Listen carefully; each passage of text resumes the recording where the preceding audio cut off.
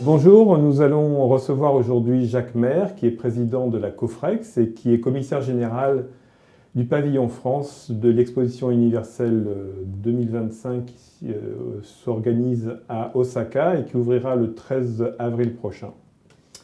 Jacques Maire, bonjour. Bonjour. La première question qui se pose aujourd'hui, c'est à quelques jours de l'ouverture de l'exposition universelle 2025, est-ce que vous êtes prêt? Alors non, aujourd'hui on n'est pas prêt, on sera prêt le 13 avril. On a fait le choix d'un pavillon important, avec une belle, je dirais, architecture, une scénographie intéressante mais assez complexe à monter. Donc on aura besoin de tout le temps qui nous est imparti jusqu'à la dernière minute. Donc je suis confiant sur le fait qu'on ouvrira le 13 avril, mais on ne sera prêt que le 12 avril au soir. Et dans la préparation de ce pavillon France, qui a quand même pris un certain nombre de mois à monter et d'années à monter et à préparer, est-ce que vous avez senti pendant toute cette préparation un enthousiasme de la part de la France pour son pavillon? Alors, c'est très loin, je dirais, des Français, parce que ça se passe au Japon, ça se passe dans longtemps, quand on en parle un an avant. Et donc, je n'ai pas senti effectivement qu'il y avait une attention médiatique ou de l'opinion publique, parce que ce n'est pas un sujet de débat public tant que ce n'est pas ouvert, et c'est au Japon. En revanche, ce que j'ai senti, c'est qu'à chaque fois qu'on a eu l'occasion d'interagir avec des personnes intéressées, avec des entreprises, avec des médias, avec des spécialistes, le Japon, ça parle quand même énormément, à la fois au business, mais aussi à l'imaginaire. La thématique qu'on a retenue, effectivement, pour ce pavillon, c'est-à-dire un pavillon qui soit humaniste, empathique, plein de valeurs, avec un élément très artistique, mais aussi des côtés très technologiques, que ce mélange-là était quelque chose qui répondait vraiment à une attente et à un besoin. Et donc on a toujours senti, en fait, un profond accord entre le projet du pavillon et l'attente des gens qui s'y intéressaient. Et vous avez travaillé donc avec un certain nombre d'entreprises pour mettre en place le pavillon et, j'allais dire, développer la thématique générale, mais d'aller dans différents éléments et différentes directions en fonction des entreprises. Est-ce que vous avez, j'allais dire, rempli votre quota d'entreprises? Est-ce que tous les acteurs que vous attendiez ou qu'en soit vous pouvez espérer sont présents? On a à peu près une quarantaine d'entreprises qui sont partenaires, depuis celles qui mettent des gros moyens, parce qu'elles ont des enjeux business qui sont très importants. Je pense en particulier au groupe LVMH, bien sûr, AXA, Nina Farm comme biotech, les vins d'Alsace, et puis des entreprises qui sont très présentes parce qu'elles ont, je dirais, une volonté d'accompagner la France à l'international, comme Mazars, comme Orange, comme Veritas, et des entreprises qui sont présentes sur des technologies qui sont plus fortes aujourd'hui dans le domaine un peu des expos, qui est la création et l'architecture comme Dassault Systèmes. Je ne citerai pas tous, évidemment, mais ce qui est important de voir, c'est qu'il y a d'abord une très grande biodiversité, en fait, des entreprises qui sont intéressées à cela, que je viens un petit peu d'indiquer. Il y a beaucoup de territoires, des pôles de compétitivité, des ETI. Et c'est vrai qu'aujourd'hui, on se rend compte qu'il est beaucoup plus facile, quelque part, de mobiliser et de décider avec des ETI qui sont gérés par des acteurs à la gouvernance assez simple, qui peuvent prendre des paris, et que la gouvernance des grands groupes, en fait, elle prend un temps fou pour des montants qui ne sont pas forcément très importants, parce que c'est leur processus. Et aujourd'hui, je dirais, cette situation de la France avec des acteurs qui sont très installés, mais qui sont un peu pris dans leur complexité, et je pense notamment au secteur industriel qui est peu présent, alors même qu'il pourrait être présent, et des acteurs qui ont cette capacité à se projeter plus vite, plus rapidement, fait qu'on a ce nouvel équilibre, et qui n'est pas forcément celui auquel on attendait. Ce n'est pas un pavillon du CAC 40, c'est un pavillon qui est beaucoup plus diversifié que ça. Et donc du coup, ça vous porte à réfléchir sur les prochains rendez-vous qui vont être organisés à Belgrade et puis à Riyad, dans l'approche justement que vous allez avoir avec les entreprises, où à chaque fois c'est, j'allais dire, remis à zéro et puis on attend de voir ce qui va se passer? Alors, d'abord pour répondre à la fin de votre dernière question, il y a toujours de la place. Oui. C'est-à-dire que nous avons 180 jours en fait, de présence, avec des capacités de visibilité, d'action et de communication tous les jours. Aujourd'hui, l'agenda du pavillon France, il est complètement bouclé à 60 et quelques %, oui. Mais il reste à peu près un peu plus de 30% de créneaux disponibles pour des gens qui veulent utiliser le pavillon, qui est un porte-avions en fait, et qui peut permettre d'avoir des moments de qualité avec des clients, avec des distributeurs, avec des investisseurs autres. Donc ça, c'est important à dire, parce que bien souvent, dans la tête des entrepreneurs, on n'anticipe pas ce genre de choses à l'avance. On ne veut pas faire de paris. Et là, tout d'un coup, on voit que c'est central, et ce sera central, je dirais, dans la communication autour du Japon en 2025, et ce sera central pour tout le business français là-bas. Et je suis sûr que des gens viendront au dernier moment, quand ce sera trop tard, même si on est hyper pragmatique, on laisse effectivement, je dirais, la possibilité d'utiliser le pavillon jusqu'au dernier moment en fonction des capacités. Évidemment, on n'est pas partenaire dans ce cas-là, ou de façon plus limitée, mais il y a quand même ces capacités. Ensuite, ce que vous évoquez sur Riyad et Belgrade me permet en fait d'aborder un sujet qui est très important, c'est que c'est très récent en fait, ça fait que depuis 2018, qu'il y a une compagnie publique, une société anonyme française à capitaux publics qui s'appelle Cofrex, qui est totalement dédiée à ce métier. Et c'est un métier complexe, parce que c'est vraiment monter des opérations à l'autre bout du monde, en devise, dans le cadre de marchés qui sont compliqués, avec une complexité aussi architecturale et scénographique. Et le fait d'avoir cette structure permanente, même si elle est toute petite en période de conception, elle est beaucoup plus lourde quand elle est en période d'exploitation, évidemment, ça permet aussi d'accompagner un écosystème d'entreprises, je dirais, qui estime que c'est des moments de valorisation importante d'une expo à l'autre. Et donc, c'est vrai que nous avons eu des résultats très, très, très positifs avec Dubaï pour l'exposition 2021.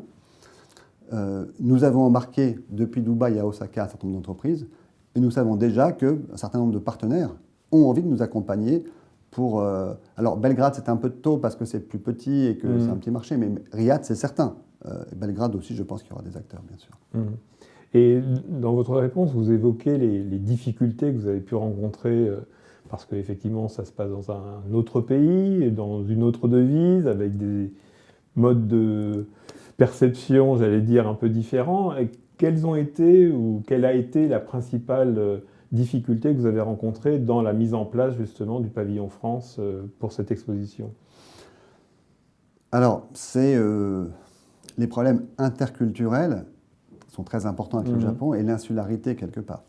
C'est une double insularité, car vous voyez un peu sur la photo derrière vous, l'expo est sur une île qui est elle-même dans un port au large de l'île, voilà, de la principale île du Japon.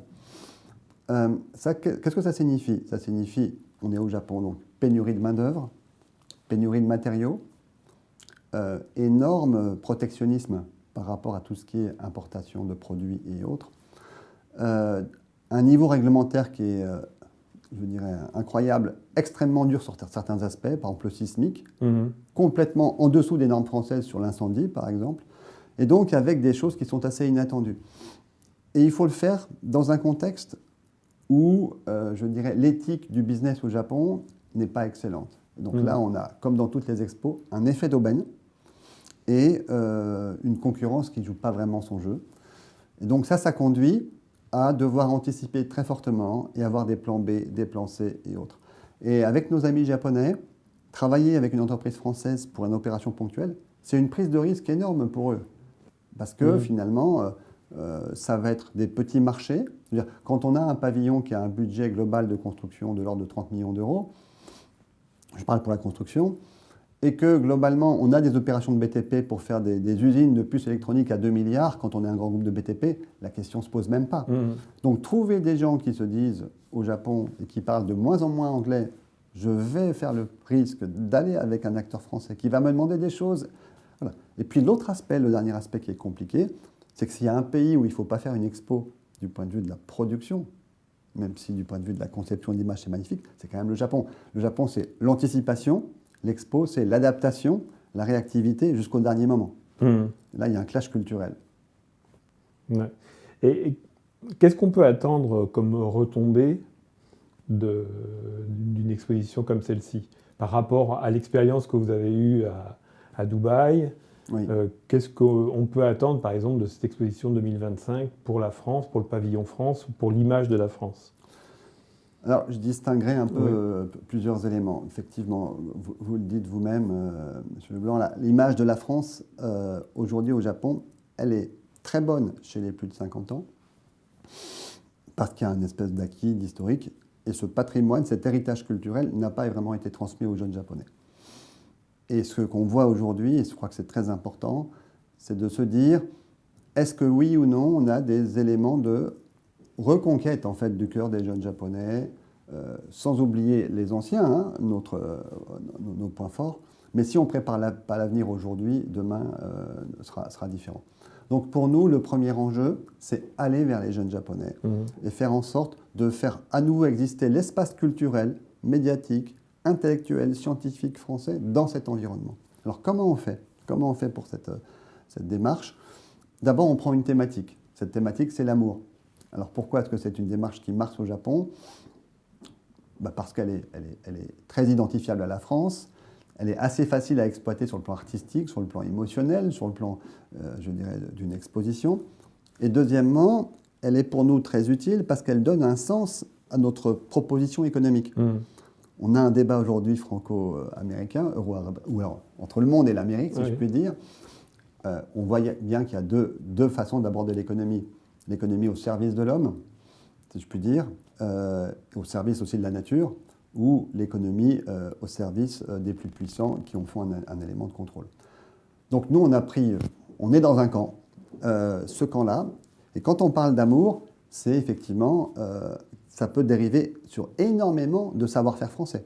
Amour de soi, par exemple, c'est l'éducation, c'est la santé, qui est un pôle important pour nous, y compris dans les partenaires économiques. C'est aussi l'autonomie et le vieillissement, qui est un très très gros marché pour le Japon, comme pour nous, pour aujourd'hui et demain. C'est l'amour des autres. Et là, on a tout le savoir-vivre français, avec le design, la gastronomie, le jeu, le sport, la culture. Et puis, l'amour de la nature, c'est l'économie circulaire, c'est la biodiversité, c'est la transition énergétique. Sur tous ces sujets-là, on a un parti pris qui est de dire, donnons un sens, parce que la réalité de l'histoire en fait, des expos universelles, c'est plutôt vive l'industrie, vive la science et vive la tech qui résoudra nos problèmes. Le public jeune aujourd'hui, c'est pas comme ça qu'il réagit. Le public jeune, il ne cherche pas forcément d'avoir un robot qui lui amène le café le matin. Il se dit plutôt quel est le sens de ma vie. Et donc nous, on essaie de répondre à cette quête de sens. Donc la première façon, je dirais, d'appuyer ce message France pour reconquérir un petit peu de visibilité le plus possible vis-à-vis de ces publics, c'est ce message un peu différenciant par rapport à ce que sont les messages des autres. Ça se traduit par une scénographie différente, par une architecture différente et autres. Le deuxième élément, c'est effectivement les techniques immersives. Là, il faut savoir par exemple que notre pavillon aura à la fois des œuvres d'art qui seront totalement, je dirais, iconiques, avec Notre-Dame, le Mont-Saint-Michel et autres, avec Rodin, mais qui seront mis au service d'abord d'une expérience un peu sensible, mais en même temps d'une scénographie qui repose sur le dernier en fait, niveau de la recherche. On a par exemple une bande-son qui est sur le thème de la pulsation, qui va faire vibrer les cœurs à l'unisson sur tout le pavillon, et qui est produite par le musicien Rhône en lien avec l'IRCAM. Et l'IRCAM, qui est un centre de recherche tout à fait pointu, avec une technologie française de son, va créer une expérience sonore extrêmement forte, dans laquelle se retrouveront les grandes marques et les uns et les autres. Et un autre exemple, effectivement, le final, c'est un final avec il n'y a pratiquement pas d'écran dans le pavillon, pratiquement pas d'écran, très très peu, à la différence des autres, mais en revanche, il y a une animation en 3D de haute technologie. Et le dernier, voilà, et ça, c'est quelque chose qui parle aux jeunes, et avec un élément en plus supplémentaire qu'il n'y a pas d'habitude dans les pavillons, c'est qu'on va pouvoir, pour les jeunes qui ne viennent pas, parce que la pratique, quand même, n'est pas de venir dans les expos universelles et de craquer 1 000 € pour un week-end quand on est deux jeunes qui habitent à Tokyo ou à Hiroshima, parce qu'il faut l'hôtel, c'est plutôt, en gros, de consommer sur place. Donc, nous, on a créé un produit qui est le film 360, que vous pourrez voir d'ailleurs, y compris, je dirais, les auditeurs et les lecteurs de l'opinion qui pourront le voir chez eux puisqu'il sera disponible en ligne et qui permettra de vivre l'expérience du pavillon chez soi, sans y être. en 360 degrés, et qui, pour les Japonais, sera aussi une invitation à aller voir. Et le troisième élément, pour justement saisir un peu cet intérêt des Japonais et des Japonais, c'est les références franco-japonaises. C'est-à-dire que le pavillon est construit pour le public japonais. Et le pavillon est construit pour que dans chaque espace, il y ait ces références entre la France et le Japon. Et il y a beaucoup de rapprochements possibles, que ce soit sur la mode, que ce soit sur la création, que ce soit sur l'architecture, que ce soit sur des drames communs. Par exemple, au Japon, tout le monde connaît le fait que Notre-Dame a brûlé en 2019.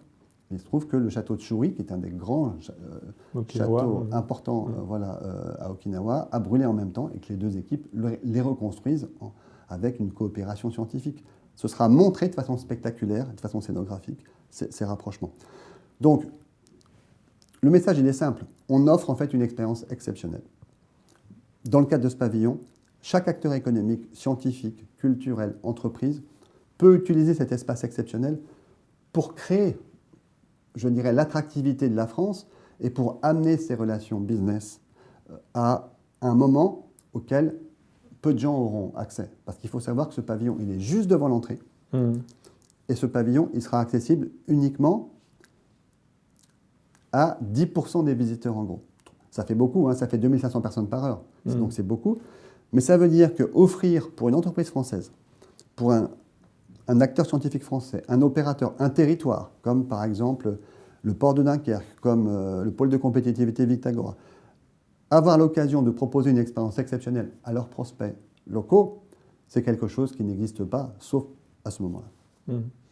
Vous avez évoqué dans cette intervention l'importance que vous accordiez justement à la jeunesse japonaise, et vous avez anticipé le fait qu'effectivement elle ne se déplacerait peut-être pas en nombre, comme ce fut le cas, parce que Osaka accueille pour la deuxième fois une exposition universelle, après celle de 1970, qui avait été à l'époque le record de fréquentation de toutes les expositions avant celle de 2010 à Shanghai. Et il est vrai qu'aujourd'hui, dans les derniers chiffres qui sont donnés au Japon, les préventes de billets ne sont pas extraordinairement élevées. Est-ce que vous aviez vraiment bien anticipé, j'allais dire, cette idée que finalement l'exposition universelle de 2025, bon, elle accueillera sans doute plusieurs millions de personnes malgré tout, mais elle ne sera pas effectivement aussi flamboyante, j'allais dire, que celle de 1970, qui avait été un moment clé dans l'histoire du Japon? Alors d'abord, je pense qu'elle sera très impactante, elle sera très spectaculaire, elle sera très belle, parce que quand on voit la qualité de réalisation des espaces, on est quand même au Japon. Et je dirais le propos, le souci, la démarche esthétique et autres, alors que le Japon est extrêmement à la mode en ce moment, je dirais, va vraiment répondre à l'attente des visiteurs. Ça, j'en suis totalement persuadé.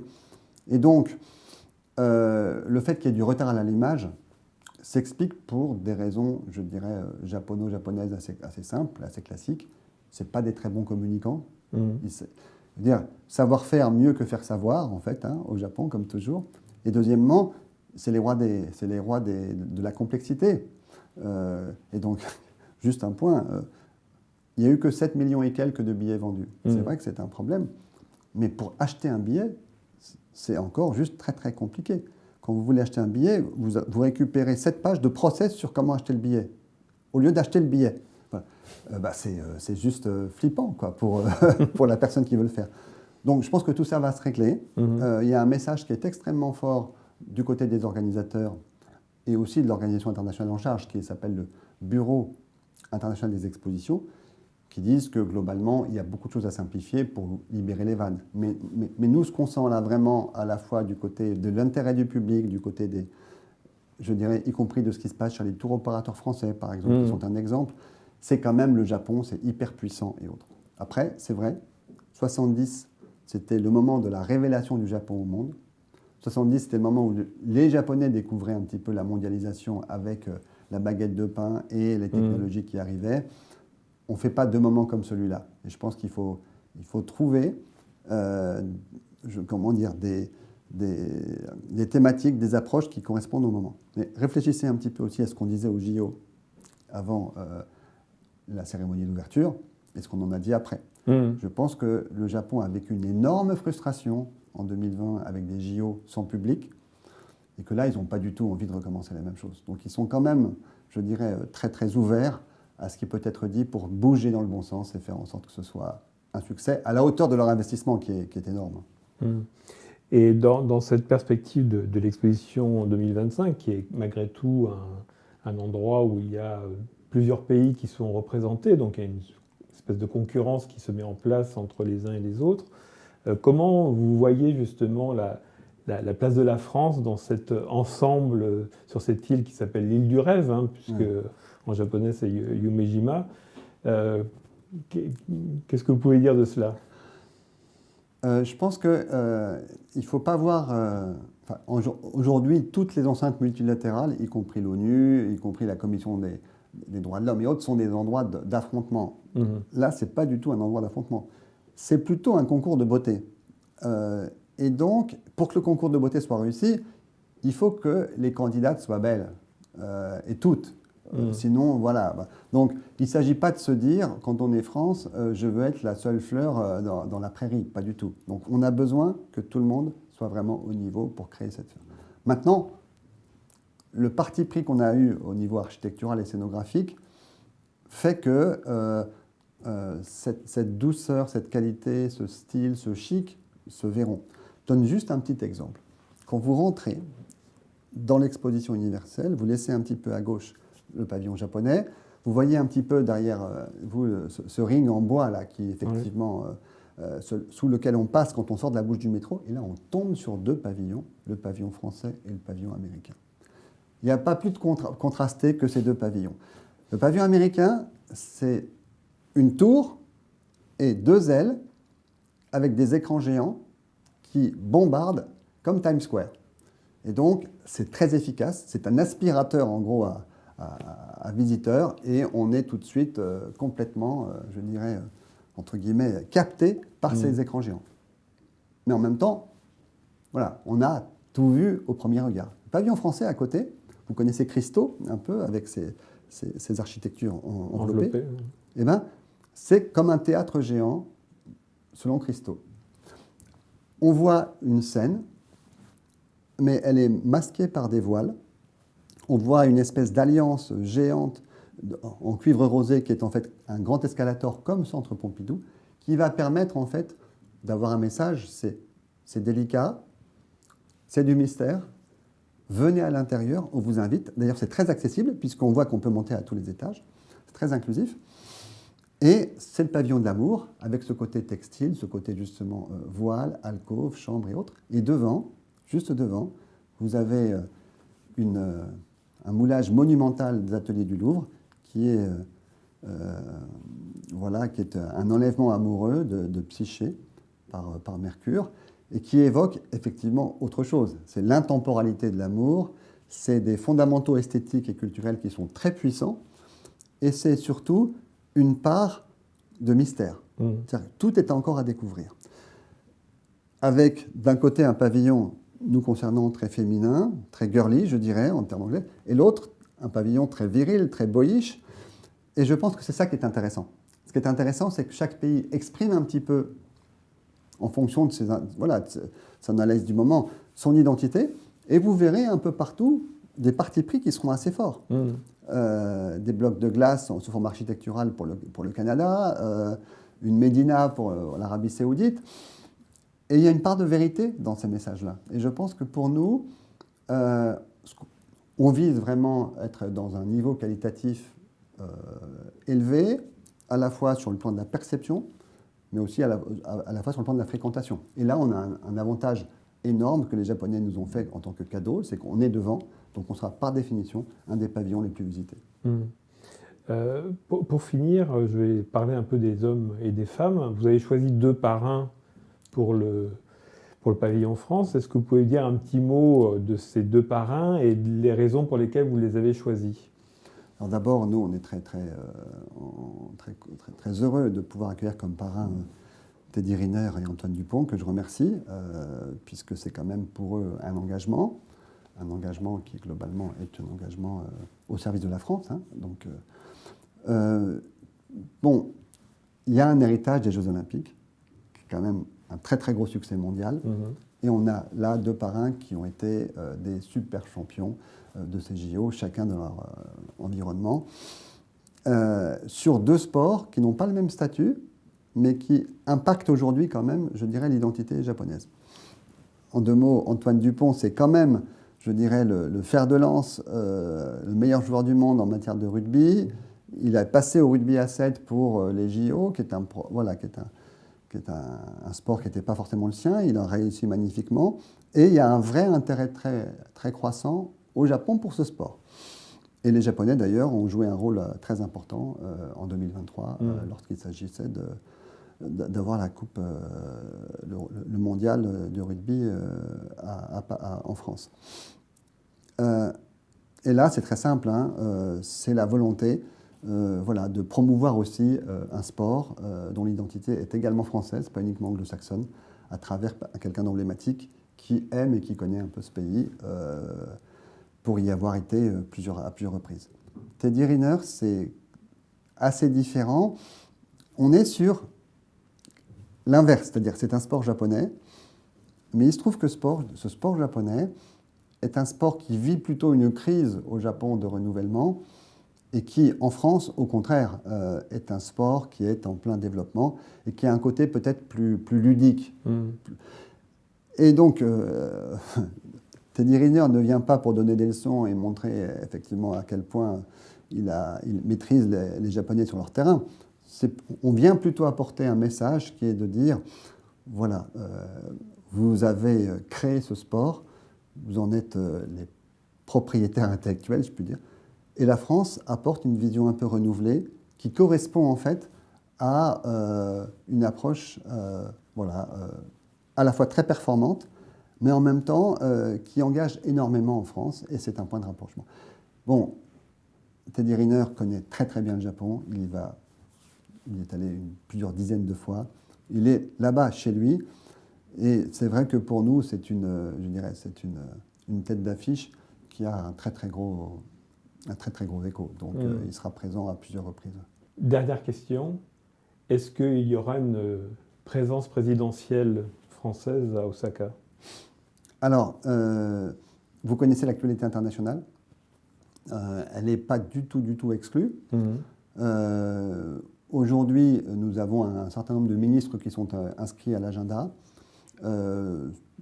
Pour nous, la réalité, c'est qu'effectivement, le 13 septembre, c'est la journée de la France, et nous ferons en sorte de nous mettre au service du gouvernement pour avoir le plus beau et le plus haut niveau de représentation. Ceci étant, on est quand même dans une atmosphère de guerre, et cette guerre, elle a plutôt lieu en Europe en ce moment, même si l'Asie est fondamentale pour la France. Et donc, je ne peux pas préjuger de ce qui peut se passer, mais j'ai bon espoir qu'on soit représenté à très très haut niveau. Voilà. Jacques Maire, merci beaucoup d'avoir répondu à nos questions, et bonne chance pour ces 6 mois d'exposition universelle à Osaka. On les prend avec plaisir. Merci à vous.